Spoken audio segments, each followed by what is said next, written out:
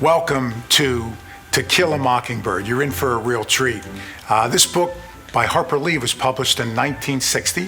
1 year later, it won the Pulitzer Prize. In 1962, it was made into a hit Hollywood movie starring Gregory Peck, won the Academy Award. The book went on to be one of the best-selling books in history. It's sold tens of millions of copies, been translated into dozens of languages. A library group a few years ago listed what they thought to be the most important books of the 20th century. This was listed as the #1 most important novel of the 20th century. And in 2018, the great writer Aaron Sorkin adapted it for a play.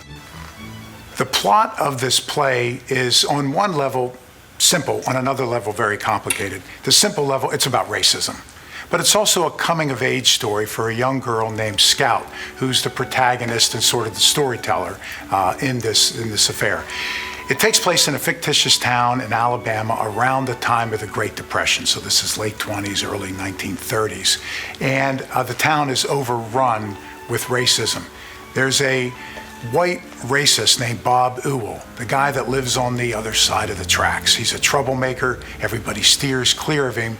And it turns out his daughter is beaten and potentially raped. Bob Ewell accuses Tom Robinson, who's a young 25-year-old African-American man. So that's the case. Robinson is arrested, goes to jail, and the town's lawyer, Atticus Finch, decides to take the case. So the plot that you're about to see is Atticus trying to prove that Tom Robinson is innocent, which he is, and Bob Ewell was guilty, which he was. The title, To Kill a Mockingbird, comes from words from Atticus Finch, the lawyer.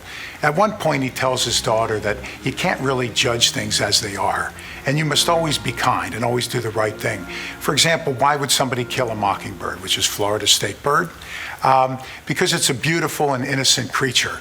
And that theme plays out throughout it. Tom Robinson is a kind, church-going, innocent, good person who is up, on trial.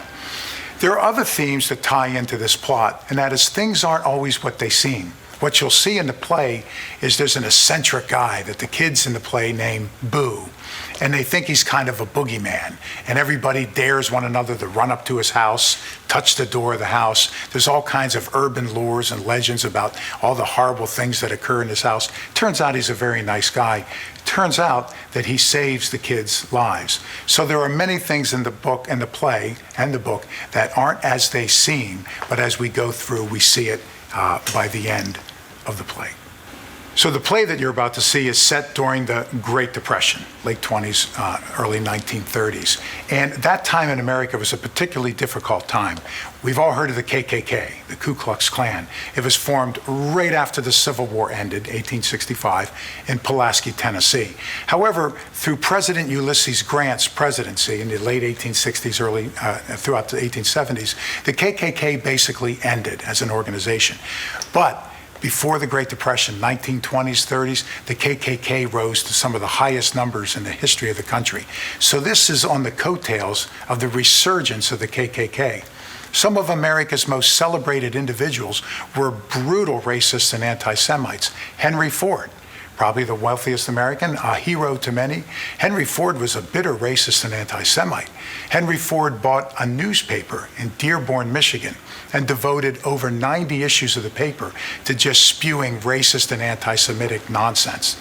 Henry Ford spent his own fortune, and he was notoriously frugal, a guy that had holes in the bottom of his shoes, to get a book called The Protocols of the Elders of Zion, which is this book of the worst conspiracy theories throughout history, which we're familiar with some of them today. And he printed it in English. When you bought one of his cars, there was a copy of the book there. So this is on the heels of Henry Ford. It's on the heels of Charles Lindbergh, America's hero, Lucky Lindbergh, first person to cross solo the Atlantic Ocean on the Spirit of St. Louis, which is the town where this play takes place. Lindbergh was a brutal anti-Semite and a bitter racist. Lindbergh was a hero of Adolf Hitler, and Lindbergh did not downplay that connection.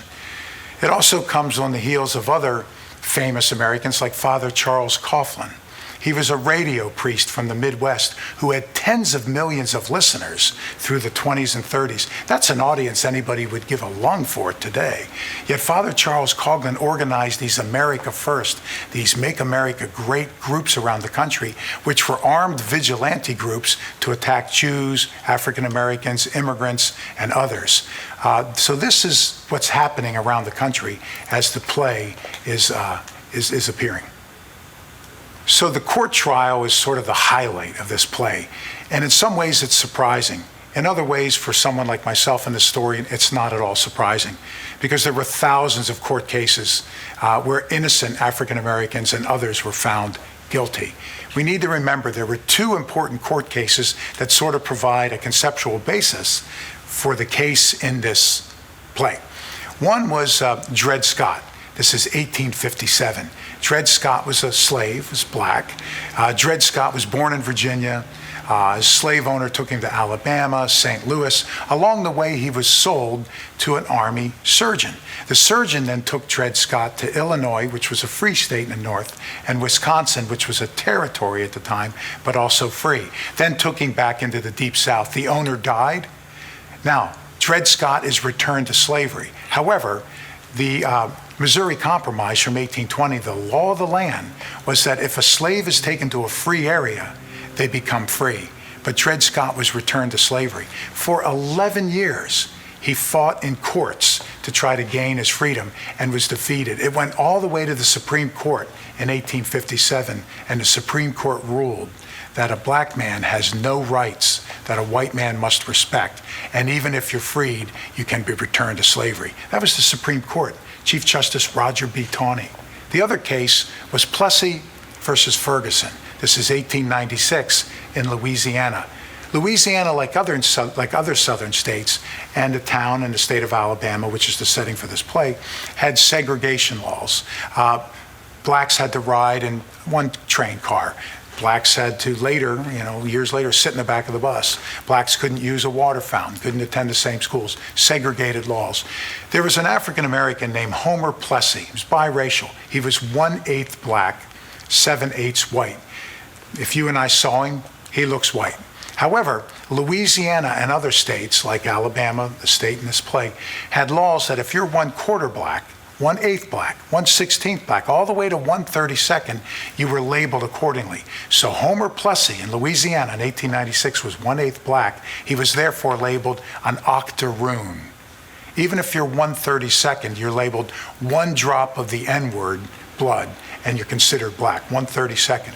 So Plessy is getting on a train. He decides to sit in the white car, but he's arrested. They wouldn't have known he was black, but he was an agitator and an activist, so they recognized him. His case goes all the way to the Supreme Court, and the Supreme Court rules separate but equal. So folks have to use segregated, separate facilities, but that was still seen as equal. Those are the kind of court cases that would be important precedents for the case that Atticus Finch tries in this play. America has made great progress. Women constitute about half of those in medical school, law school, the far majority in veterinary schools of medicine. We have 1/4 of the Congress is now female. There are African Americans in Congress. We had an African American president. We now have a female African American vice president, descended from immigrants on both sides of the family. So we've made great progress in America, but it's not been easy. It has not been quick, and has not been without bloodshed.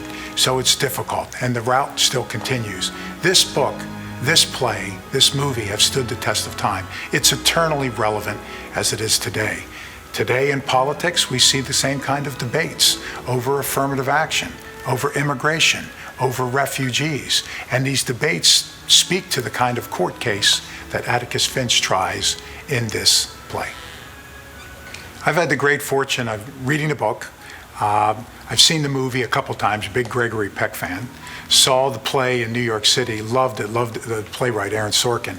And even though I've seen this so many times and I know how it ends, I'm always cheering for Atticus. I'm always crushed. My eyes water up. This play still resonates with me. It remarkably finds a way of being so personal and so intimate, I think, for everybody in the audience. So I can't wait to join all of you at the Broward Center and see it yet again.